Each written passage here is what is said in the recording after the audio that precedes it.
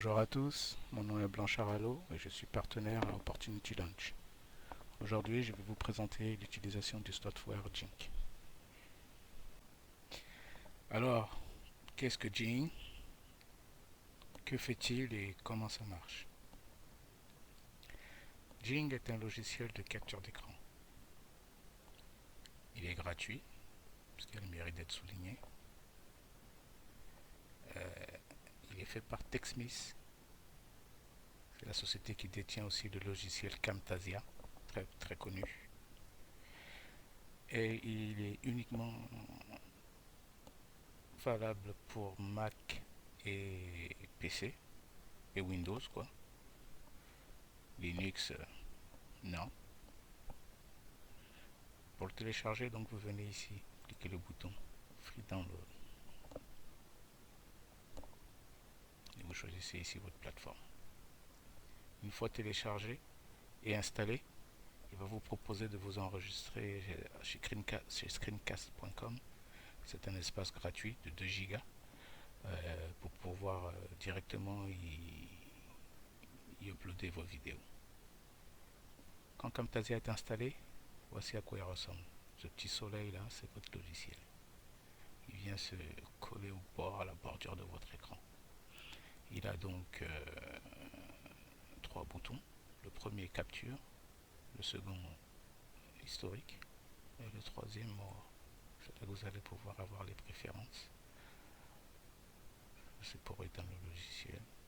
Aide, préférences, feedback, finish. On va aller voir les préférences. Ici, vous pouvez faire des raccourcis clavier très utiles quand vous avez par exemple enregistré des menus déroulants, proxy, lancer au démarrage, casser le soleil. Et le plus important, je pense que c'est ici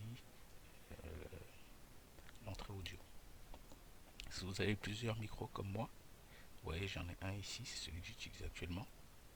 Et j'en ai un second ici aussi, qui fonctionne aussi parce qu'il entend ce que je dis, mais mon enregistreur c'est celui-là. Donc sélectionnez bien le micro que vous devez utiliser. Souvent les problèmes de son viennent de là, pendant la capture. Ok, alors on va faire maintenant une petite capture d'images et de vidéos. Pour cela, vous allez sur votre petit soleil, vous sélectionnez le bouton capture et simplement vous vous mettez à l'endroit où vous voulez capturer, cliquez votre bouton, vous draguez et vous relâchez. Voilà, votre image est capturée, capture image, et vous pouvez mettre des surligneurs,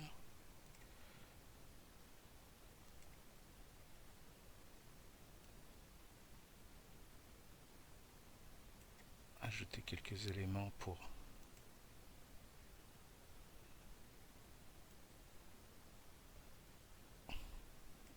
rendre votre image très explicite pour votre interlocuteur.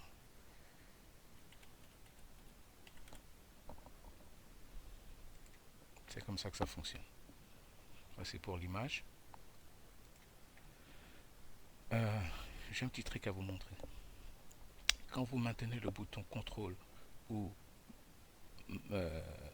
majuscule appuyé lors d'une capture,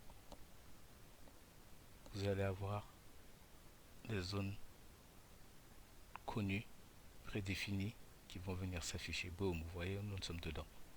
640 par 360. Boum, 800 par 450. Et ainsi de suite. Très très utile pour avoir des tailles que vous voulez. Pour les images, les vidéos YouTube par exemple, 800, 640 par 360, c'est parfait. Voilà. Nous allons maintenant capturer une vidéo. Donc toujours, On va sur le soleil, bouton capture.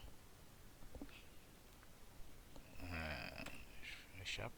Je vais vous montrer un autre trick. Donc, bouton de capture. On sélectionne la zone que l'on veut.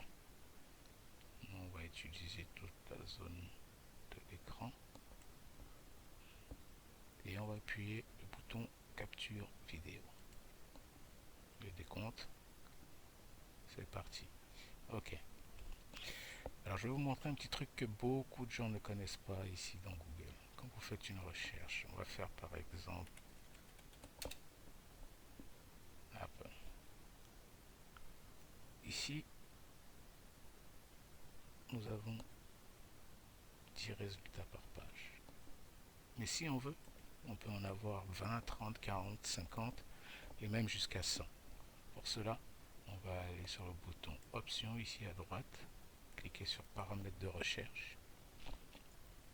Vous voyez ici, on a résultats par page. On peut en avoir 10, 20, 30, 40 et donc jusqu'à 100 comme je vous disais. Mais on voit que l'option n'est pas activée ici. Pour pouvoir l'activer, il faut désélectionner la prédiction de recherche instantanée de Google. Ici, ne jamais afficher les résultats de la recherche instantanée.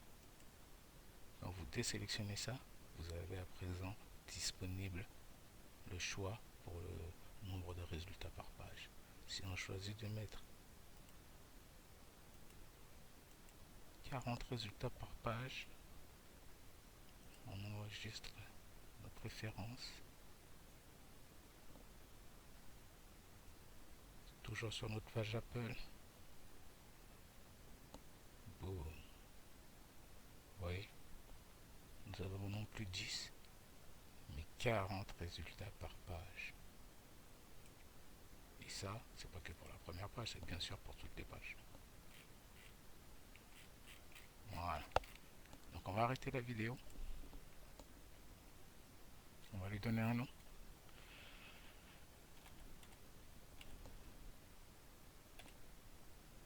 Et cette fois-ci, on va dire partager via screencast.com.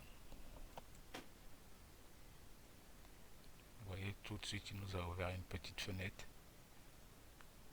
qui dit uploading, le nom du fichier qu'on lui a donné. C'est la fenêtre d'upload vers screencast.com. Alors, je vais ajouter quelques petites choses sur le logiciel. C'est que donc ce compte, la Screencast, où il va télécharger, à l'installation, tout au début à l'installation, une fois que vous avez installé le logiciel, tout de suite après, il vous propose de créer ce compte screencast.com pour avoir un espace de téléchargement donc gratuit pour vos vidéos. Cet espace ne fait que 2 gigas, donc c'est pas énorme, mais ça peut être utile. Et sachez aussi que donc, les images sont enregistrées au format PNG et les vidéos au format SWF. Les vidéos sont limitées à 5 minutes. Ceci a été décidé parce que ce logiciel est idéal pour faire des petites vidéos informatives pour communiquer plus facilement et non pas de grandes vidéos. Donc le temps est limité à 5 minutes.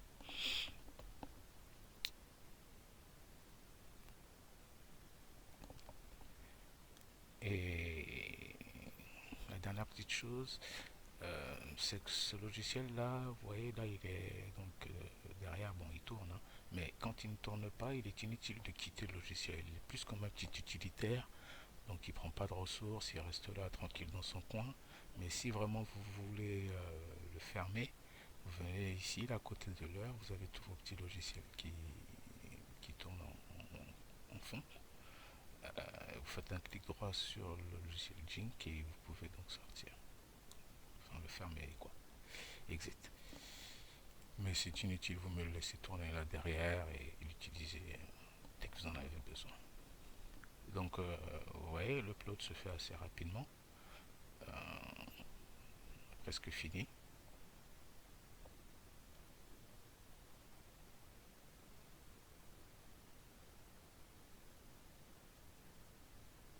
Voilà, donc c'est terminé. Normalement, il vous ouvre une petite fenêtre là et sur laquelle vous pouvez cliquer directement et aller sur le fichier. Mais je sais pas, il faut que je regarde mes réglages. Toutefois, j'ai mon compte ici. Donc on va. Je suis donc sur mon compte screencast.com. Et la petite vidéo qu'on a téléchargée, c'est celle-ci. Donc si je veux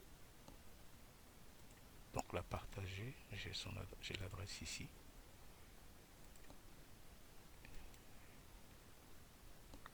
Que si je colle dans un navigateur, parti. Ok, j'ai ma vidéo ici. Alors je vais vous montrer un petit truc que beaucoup de gens ne connaissent pas ici dans Google. Quand vous faites une recherche, on va faire par exemple, donc là, pas besoin de lecteur, de codec ou quoi que ce soit, vous pouvez partager votre adresse avec n'importe qui. Il colle simplement dans un navigateur et il a la vidéo qui... Mais si on veut, on peut en avoir 20. Voilà ce qu'il y avait à dire sur le logiciel Jing aujourd'hui. Je vous remercie et à bientôt. Au revoir.